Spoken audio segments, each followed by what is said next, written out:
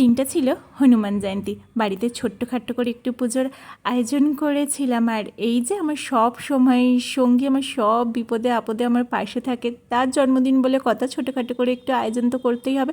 প্রথমে আমি এখানে সূর্য ভগবানকে জল অর্ঘ্য দিয়ে দিলাম। আর আগের দিন সমস্ত কিছু আনাই ছিল, আজকে আমি পুজোটা করবো। আর আজকে পুজোর পুরোহিত কিন্তু আমি। এই বজরংবলী আমার সেই সময় সঙ্গী, যে সময় আমি পুরো দিশাহারা হয়েছিলাম, কিছুই বুঝতে পারছিলাম না কোনটা আমার জন্য ভালো, কি আমার জন্য ঠিক, কিছু না, মানে আমার যেন মনে হতো পুরোটাই শূন্য। সেই সময় আমাকে স্বপ্নাদেশ দিয়েছিলেন। আর আমার বাপের বাড়িতে তখন থেকে না খুব বড় করে পুজো হয়। আজকে বাপের বাড়িকে তো খুব মিস করছি, তাই আমি বাড়িতে ছোটোখাটো করে পুজোর আয়োজন করেছি। আর এই যে আমাদের গোপু সোনাকে কী ভালো লাগছে দেখো। তারপর সবাই মিলে গেছিলাম বজরংবলীর মন্দিরে। সন্ধ্যেবেলাতে এখানে আবার একটু আরতি করছি। আগের বছরে না বিয়ের পরে আমার প্রথম হনুমান জয়ন্তী ছিল, আর আমি বাড়িতে কিচ্ছু করতে পারিনি, কারণ আমার হয়ে গেছিলো টাইফয়েড।